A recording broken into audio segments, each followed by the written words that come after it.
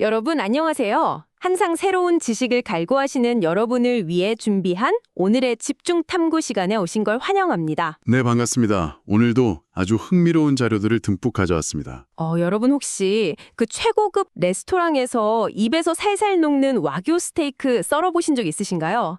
영수증에 찍힌 그 엄청난 가격표를 보면 정말 놀라게 되죠. 맞아요. 속으로 대체 소한테 무슨 짓을 했길래 고기 몇 점이 이렇게 비싼 걸까? 혹시 매일 마사지라도 받고 막 맥주라도 마신 건 아닐까 상상해 보셨다면요. 오늘 저희가 그 궁금증을 완벽하게 해소해 드릴 겁니다. 네, 오늘 우리가 깊게 파헤쳐갈 자료들은 전 세계적으로 명성이 자자한 일본 브랜드 소고기의 이면에 숨겨진 진짜 세계를 담고 있거든요. 그러니까 농업용으로 밭을 갈던 흑투성이 소가 어떻게 전 세계 미식가들을 열광시키는 최고급 럭셔리 식재료로 환골탈태했는지 추적해 볼 텐데요. 거기에 얽힌 기상천외한 사육 방식이랑 아주 집요한 유전자 관리의 역사도 함께 볼 예정입니다. 네네. 그래서 오늘의 미션은 단순한 마블링의 화려함을 넘어서 그 뒤에 숨겨진 치밀한 데이터 과학, 그리고 극한의 환경에서 살아남기 위한 농가들의 생존 전략까지 다 읽어내는 겁니다. 시대의 트렌드 변화도 아주 중요한 포인트가 될 거고요. 그렇죠. 자, 그럼 가장 흥미로운 사실부터 한번 꺼내볼까요? 우리가 흔히 최고급 소고기 하면 떠오르는 그 화려하고 귀족적인 이미지 있잖아요. 네, 마블링이 꽃처럼 핀 그런 이미지요. 맞아요. 근데 사실 이 소들의 뿌리가 철저하게 밭을 갈고 무거운 짐을 나르던 노동 현장에 있었다는 거. 이거 정말 놀랍지 않나요? 사실 수백 년 동안 일본에서 소는 식량이라기보다는 아주 훌륭한 농기계이자 동반자였죠. 고기를 먹기 위해 소를 키운다는 개능 자체가 거의 희박했습니다. 짐 나르고 밭 가는 사여고였던 거군요. 네, 그러다가 메이지 유신 이후에 서구의 육식 문화가 유입되면서 일본 사회에 엄청난 패러다임의 전환이 일어납니다. 고기 맛에 눈을 뜨게 된 거네요. 그렇습니다. 사람들은 그때부터 단순히 힘이 센 소가 아니라 고기가 많이 나오고 육질이 부드러운 유전자를 가진 소들을 본격적으로 찾아내기 시작한 거죠. 와, 그러니까 육종학자들하고 농가들이 힘을 합쳐서 고기의 양, 그러니까 지육보료라고 하죠. 그걸 극대화하는 계통을 선별하기 시작한 건 거군요. 네, 한 마리에서 얻을 수 있는 고기의 양을 늘리고 또 마블링을 형성하기 쉬운 계통을 찾아내는 거대한 유전적 개량 프로젝트에 돌입한 겁니다. 밭을 갈던 근육질의 노동자가 하루아침에 부드러운 식탁 위의 메인 요리로 직업을 확 바꾼 셈이네요. 완벽한 직업 전환이죠. 그 유전적 개량의 결과물이 바로 오늘날 우리가 와규라고 부르는 소들입니다. 제가 자료를 보면서 진짜 놀랐던 건요. 현재 일본 국산 소고기 시장을 꽉 잡고 있는 특정 품종이 있다는 사실이었어요. 흑모아종 말씀하시는군요. 네, 맞아요. 크로게와슈. 털이 까만서요. 이게 시장의 거의 절반? 약 50%를 압도적으로 차지하고 있더라고요. 맞습니다. 여러분이 한 번쯤 들어보셨을 유명한 명품 소고기 브랜드들의 절대다수가 바로 이 흑모아종 한 뿌리에서 파생되어 나온 겁니다. 진짜 신기해요. 근데 그 이름표의 무게와 가치를 증명하기 위해서 투입되는 보이지 않는 노력들을 들여다보면 와, 이건 정말 상상을 초월하더라고요. 더 큰 그림과 연결해보자면 흑모화종이라는 품종 안에서도 결국 어떤 부모소의 유전자를 물려받았느냐가 육질을 결정하는 아주 핵심적인 변수가 됩니다. 혈통이 제일 중요하다는 거네요. 네. 그래서 일본 소고기 산업의 진짜 저력은 단순히 사료를 잘 먹이는 기술에 있는 게 아닙니다. 수세대에 걸쳐서 소들의 혈통을 추적하고 기록해온 집요한 데이터베이스에 있는 거죠. 어떤 수소와 어떤 암소가 교배했을 때 마블링이 가장 섬세하게 나오는지 그걸 다 기록한다는 거죠? 정확합니다. 그 유전적 특징을 철저하게 관리해온 데이터 과학의 산물인 셈이죠. 이렇게 우수한 혈통으로 판명된 송아지들은 일반 소들과는 완전히 다른 특별 대우를 받게 됩니다. 엘리트 코스를 밟는 거군요. 네, 영양가가 극도로 높은 농우 사료의 비율을 확 늘리고요. 보통의 소들보다 훨씬 긴 시간 동안 공을 들여 비육하면서 고기의 풍미와 부드러움을 극한까지 끌어올리는 겁니다. 청취자 여러분, 한번 상상해 보세요. 입에서 녹는 지방의 비율, 이 단 하나의 완벽한 특징을 만들어내기 위해서 수십 년 동안 족보를 기록하며 유전자를 조합해온 셈입니다. 정말 대단한 집념이죠. 자, 이 혈통 이야기가 나왔으니까 본격적으로 전설적인 브랜드들을 좀 만나볼 텐데요. 그 수많은 흑모아종 명품 소고기들의 뿌리, 그러니까 조상님격으로 불리는 소가 효고현 북부지방에 있다면서요? 네, 바로 타지마우입니다. 타지마 혈통은 수많은 고급 소고기의 근간이 되는데요. 이 지역 사람들은 외부의 피가 섞이지 않도록 타지마 혈통을 지독할 정도로 엄격하게 보존해 왔습니다. 와, 그 완벽한 원석을 가공해서 만들어낸 최고의 보석 중 하나가 바로 전 세계 미식가들의 로망인 고베비프인 거잖아요. 맞습니다. 고베 비프. 그런데 고베우의 자격 요건을 보면요. 이게 무슨 소고기 등급인지 특수부대 선발 기준인지 헷갈릴 정도입니다. 제가 기존을 봤는데 너무 까다로워서 숨이 턱 막히더라고요. 고베 비프라는 칭호를 얻는 과정은 일종의 가혹한 오디션과 같습니다. 기본적으로 효고현 내에서 비육되어야 하는 건 당연하고요. 네, 그건 기본이고 아직 새끼를 한 번도 낳지 않은 어린 미경산후 암소이거나 거세한 수소여야만 합니다. 게다가 생후 28개월 이상 60개월 이하라는 엄격한 나이 제한도 통과해야 하죠. 여기서 끝이 아니잖아요. 그럼요. 도축 후에 고기 단면을 평가받을 때 마블링 정도를 수치화한 BMS, 즉 지방교작 기준이 12단계 중 6 이상을 기록해야 합니다. 육질 등급도 A나 B를 받아야 한다고 들었어요. 네, 최상위권인 A나 B 등급을 받아야만 비로소 고베 비프를 상징하는 국화꽃 모양의 도장을 딱 찍을 수 있습니다. 여러분이 마트나 식당에서 고기를 고르실 때 눈으로 확인하는 그 촘촘한 지방의 꽃이 사실은 이 수많은 바늘구멍 같은 기준을 통과한 엄청난 결과물인 겁니다. 그렇죠. 고베 비프가 이런 완벽한 유전자와 엄격한 커트라인의 산물이라면 이와 쌍벽을 이루는 미에현의 마스사카우는 그야말로 집념과 스토리텔링의 끝판왕입니다. 아, 마스사카우. 여기서 정말 흥미로운 반전이 등장하잖아요. 마스사카우는 마스사카 지역에서 태어난 소가 아니라는 사실. 네, 많은 분들이 오해하시는 부분이죠. 아까 말씀해주신 타지마 같은 우수한 산지에서 갓 태어난 송아지를 엄청난 돈을 주고 경매로 사오는 거더라고요. 맞습니다. 그렇게 사와서 마수사카 지역만의 독특한 방식으로 정성껏 길러내는 실습이죠. 여기서 오프닝 때 제가 잠깐 언급했던 그 유명한 소문이 등장합니다. 소한테 마사지를 해주고 맥주를 먹인다는 이야기요. 이게 마스사카우 비육 과정에서 나온 실제 사례라면서요. 네, 진짜 있는 일입니다.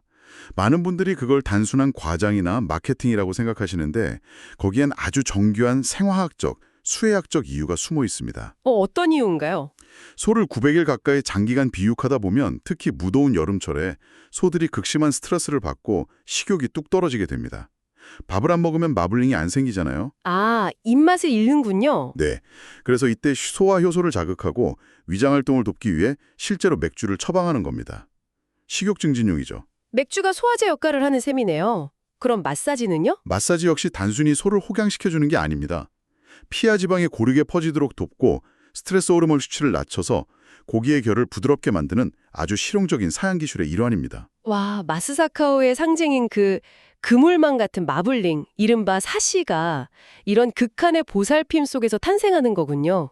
완전 과학적인 처방이었어요. 네. 그런데 이 마스사카오가 전국적인 부동의 1위 브랜드로 자리 잡은 배경에는 역사적으로 기가 막힌 사건이 하나 더 있었습니다. 아, 저 알아요. 1870년대 메이지 시대 초기에 일어난 사건이죠. 이른바 우시오이 도추, 우리말로는 소몰이 여정이라고 부르는 사건이요. 네, 맞습니다. 당시에 문명개화기가 오면서 도쿄에서 소고기 수요가 폭발적으로 늘어났거든요. 근데 철도가 없던 시절이었잖아요. 그렇죠. 그래서 한 상인이 이걸 기회로 보고 소떼를 직접 도쿄로 끌고 가기로 결심합니다. 무려 20일 동안 험한 길을 걸어서 소떼를 몰고 도쿄 한복판에 나타난 거죠. 여러분, 상상이 가시나요? 인터넷도 없던 시대에 20일을 걸어온 소떼의 등장이라니 이거 도쿄 시민들한테는 엄청난 바이럴 마케팅 아니었을까요? 시각적인 충격이 어마어마했을 텐데요. 현대의 관점에서 보면 그야말로 완벽하게 계산된 노이즈 마케팅이자 훌륭한 스토리텔링이었습니다. 도쿄 시민들에게 마스사카 소의 존재를 시각적으로 강렬하게 각인시킨 역사적 퍼포먼스였죠. 첫인상을 아주 제대로 남겼네요. 네, 그리고 이 강렬한 첫인상은 1935년에 활용점정을 찍습니다. 전국 유경우 축산박람회에서 마스사카우가 최고상인 명예상을 거머쥐게 되거든요. 와, 20일 걷기 투원이라는 서사 위에 공식 박람회 우승이라는 품질 인증서가 딱 결합되는 거군요. 맞습니다. 그러면서 마스사카우는 그 누구도 넘볼 수 없는 전설적인 브랜드로 자리매김하게 됩니다. 요즘은 개체식별 시스템에 등록만 되면 육질 등급과 무관하게 마스사카오라고 부르기도 한다던데 그 옛날 명성을 지키기 위한 특별한 등급이 따로 있다면서요? 네, 특산 마스사카오라는 등급이 있습니다. 효고연산 흑모아종 암소송아지를 무려 900일 이상 장기 비육하고 육질 4등급이나 5등급을 받은 고기만 따로 엄격하게 분류하는 거죠. 자존심인 셈입니다. 900일이면 진짜 엄청나게 긴 시간인데요. 비육 기간을 그렇게 늘리면 지방의 녹는 점이 낮아집니다. 그래서 사람의 체온만으로도 기름이 사르르 녹아내리는 극강의 식감을 만들어낼 수 있거든요. 대박이네요. 야마가타현의 요네자와우나 시가현의 오미유 같은 다른 3대 와규 브랜드들도 다 이런 각자의 지독한 자존심과 까다로운 기준을 갖고 있는 거군요. 네, 유네자와우는 32개월 이상 사육되어야 하고 오미우는 시가현 내에서 가장 길게 비육되면서 높은 등급을 받아야만 인정되니까요. 자, 그럼 혈통과 비육기간 이야기는 이쯤 해두고요. 소들이 매일 먹는 식단 얘기를 좀 해보고 싶어요. 아, 사료 말씀이시군요. 네, 제가 자료를 보다가 진짜 제일 충격받은 부분이 바로 여기입니다. 요즘은 소들의 밥상이 브랜드의 운명을 가른다면서요. 지도를 펴놓고 훑어보면 정말 상상을 초월합니다. 전국 각지의 독특한 사육 방식들이 정말 흥미롭죠. 네, 먼저 북쪽 끝 홋카이도에 가면 오후치크 하마나스우라는 소들이 있는데요. 이 소들은 놀랍게도 해초를 먹고 자랍니다. 알깃이라는 해초를 사료에 섞어 먹인대요. 소가 바다의 해초를 먹는다니 참 신선한 접근이죠. 그러니까요. 그리고 조금 더 내려와서 사과의 고장 아오모리에 가면 토하다코 와규가 있습니다. 이 녀석들은 사료용 쌀에 사과 찌꺼기를 듬뿍 섞어서 먹어요. 달콤한 사과 향이 나는 식단이네요. 네, 야마나시현에 가면 고슈 와인 비프가 있는데 여기는 와인을 짜고 남은 포도 찌꺼기를 사료에 섞고요. 카가와현의 올리브 비프는 올리브유를 짜고 남은 찌꺼기를 건조시켜서 줍니다. 남쪽 에이히메현의 이오 맥주 우도 빼놓을 수 없죠. 거기는 발효된 맥주 찌꺼기를 더해서 사육하거든요. 와인, 올리브, 맥주, 사과. 와, 이거 정말 사람도 챙겨 먹기 힘든 파인다이닝 식단 아닙니까? 맞습니다. 그런데 여기서 아주 매력적인 부분을 짚어볼 수 있는데요. 이 기상천외한 식단들의 면면을 자세히 들여다보면 단순히 특산물을 먹인다는 개념을 넘어선 다중적인 전략이 숨어 있습니다. 어떤 전략이죠? 해초의 풍부한 미네랄로 소의 장내 환경을 개선해서 소화 흡수율을 높인다거나 올리브 찌꺼기에 농축된 올레인산이 소고기의 감칠맛 성분을 폭발적으로 끌어올리는 생화학적 반응을 유도하는 겁니다. 맛도 맛이지만 이게 비즈니스적으로도 엄청난 가치가 있다면서요? 네, 이 방식이 진정으로 영리한 이유는 골칫거리로 버려질 뻔한 농산물, 부산물을 소고기 생산의 핵심 자원으로 재활용했다는 점입니다. 아, 쓰레기를 줄이는 거네요. 맞습니다. 양조장이나 농장 입장에선 폐기물 처리 비용을 줄이고 축산 농가는 값싸고 영양가 높은 사료를 얻게 되죠. 환경적 지속 가능성을 챙기면서 자원순환 경제를 실현한 겁니다. 소비자들한테도 스토리가 너무 좋잖아요. 그렇죠. 스페셜티 커피 고를 때 산지 스토리 보는 거랑 똑같습니다. 야마나시염 영물 와인의 포도 찌꺼기를 먹고 자란 소. 이 이야기가 소비자들의 호기심과 구매욕을 강하게 자극하는 거죠. 진짜 무릎을 탁 치게 만드네요. 지역의 단점이나 처치 곤란한 부산물을 최고의 무기로 뒤바꾼 완전 연금술 같아요. 아주 훌륭한 브랜딩 전략입니다. 그런데 이렇게 극한의 마블링을 추구하고 특별한 사료를 먹이면서 달려온 소고기 시장에 최근 아주 거대한 지각 변동이 일어나고 있다고요? 네, 소비자들의 입맛과 트렌드가 변하고 있습니다.